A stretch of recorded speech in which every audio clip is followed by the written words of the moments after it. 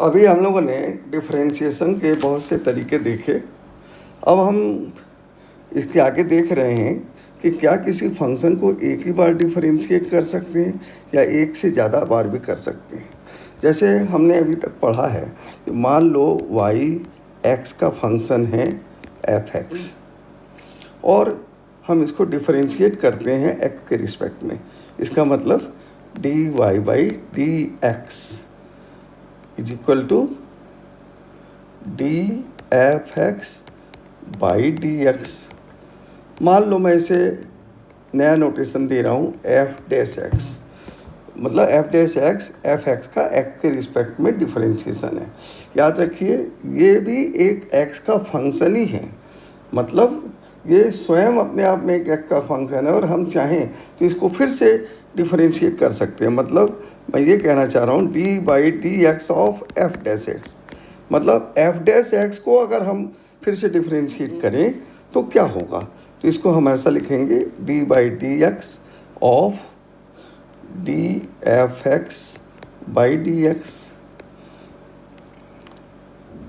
जैसे यहाँ था, is equal to d/dx of dy/dx is equal to d2y/dx square. ये लिखने का तरीका है y का दूसरी बार डिफरेंशिएशन। मतलब इसको ऐसा लिखेंगे कि d2y/dx स्क्वायर। अब ये इसको अब जैसे यहाँ f'(x) बोले थे तो मैं इसको f'(x) कह दे रहा हूँ। मतलब f'(x) खुद एक x का फंक्शन है। हम चाहें तो इसको भी डिफरेंशिएट कर सकते हैं। dy/dx of f'(x) is equal to dy/dx of d2y/dx square is equal to d3y/dx cube.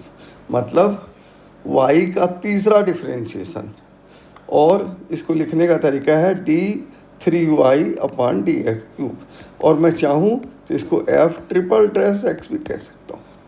इसका मतलब आप समझ गए होंगे कि d3y/dx cube is d/dx of d2y/dx square is equal to d/dx of d/dx of dy/dx।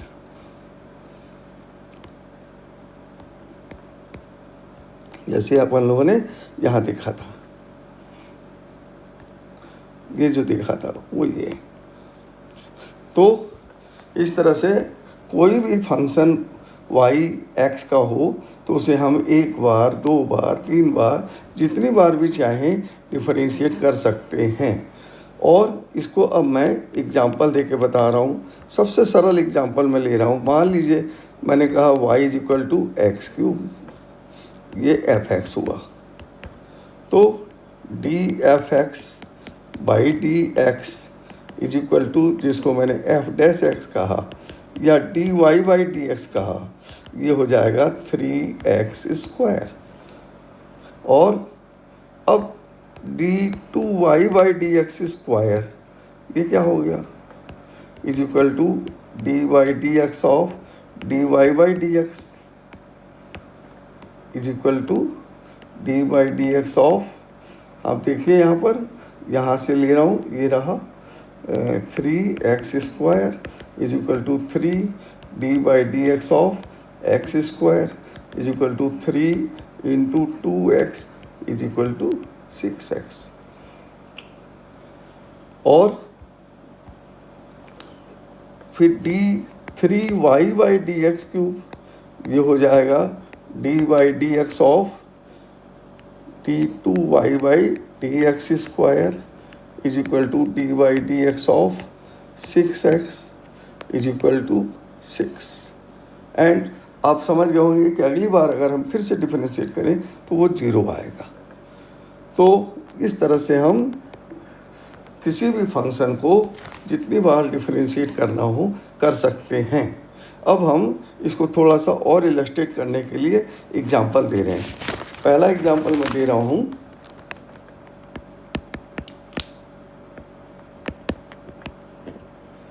मान लीजिए आपको दिया गया y is equal to 2x³ minus 3x² plus 4x plus 5। Find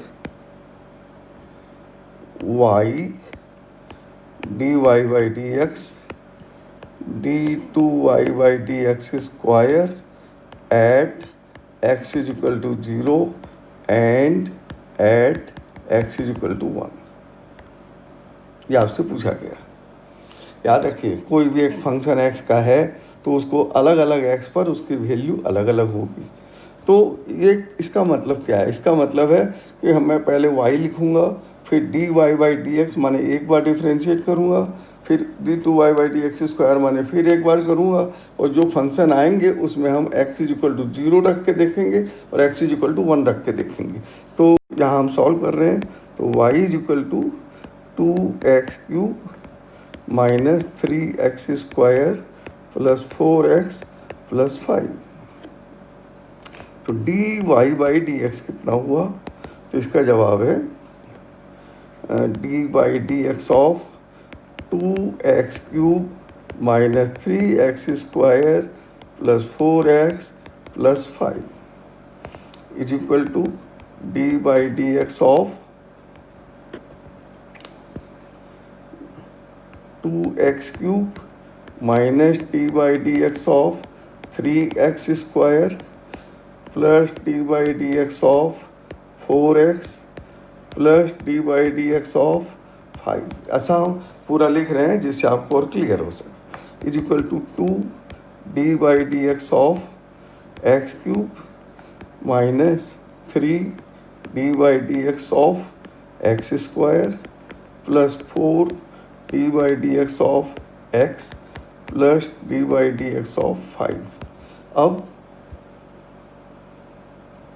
ये हो गया 2 इंटू x³ का 3x² माइनस 3x² का 2x प्लस 4x का डिफरेंशिएशन 1 और 5 कांस्टेंट है इसलिए उसका डिफरेंशिएशन 0 हो गया।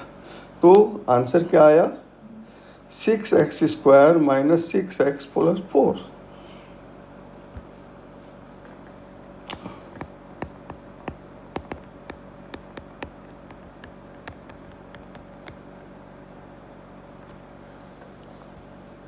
अब d2y by d x square is equal to d by d x of 6x² minus 6x plus 4 is equal to, अब 6 into d x square by d x. याद रखिए मैं इसको किया, ठीक है। ये अब ये 6x के लिए लिख रहा हूँ minus 6 d x by d x plus d by d x of 4 is equal to 6 into 2x x² का डिफरेंशिएशन माइनस 6 इंटू 1 प्लस 0। तो क्या आ गया? 12x minus 6।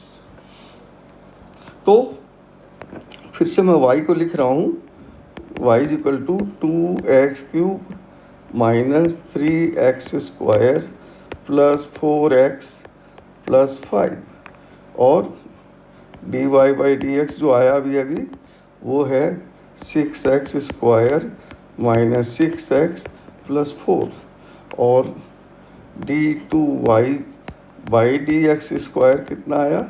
12x माइनस 6 ये आए।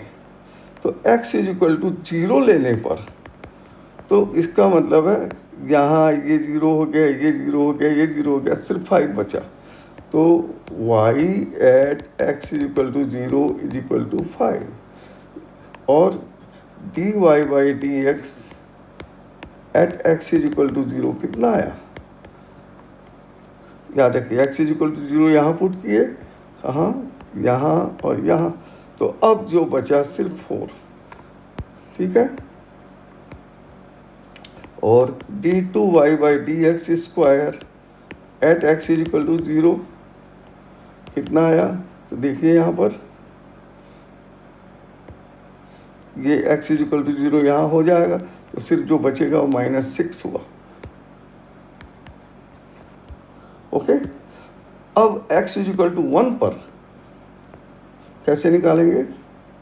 8x is equal to 1, y is equal to, इसका मतलब है जहाँ जहाँ x है वहाँ 1 रख दो, तो यहाँ 1 रखे तो 2 माइनस 3 प्लस 4 प्लस 5, तो y at x is equal to 0 is 5।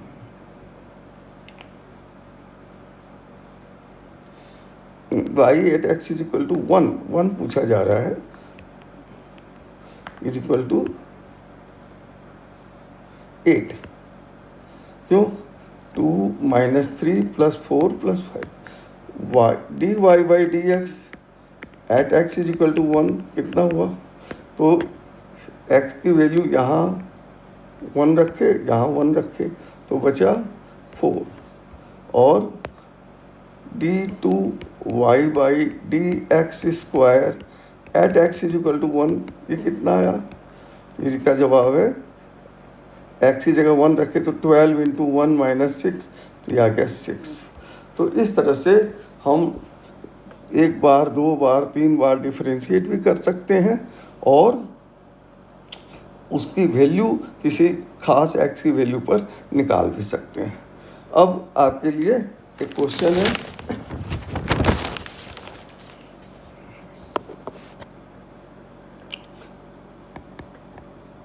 Question if y is equal to 3 sin 2x minus 2 cos 2x, find y dy by dx and d2y by dx square at x is equal to pi by 4। इसका answer जो आएगा वो हम लिख दे रहे हैं।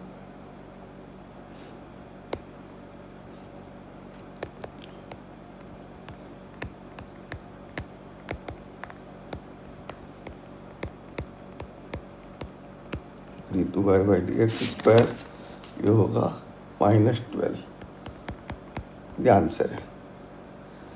फिर अगला क्वेश्चन, इफ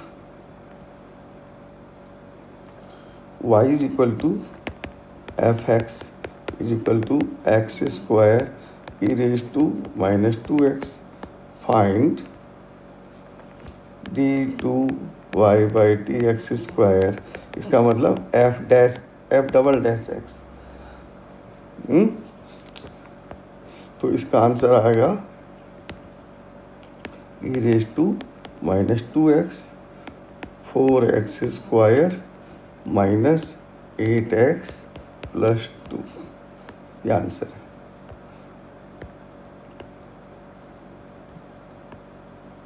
इसको आप लोग सॉल्व करके देखिए क्या आता है।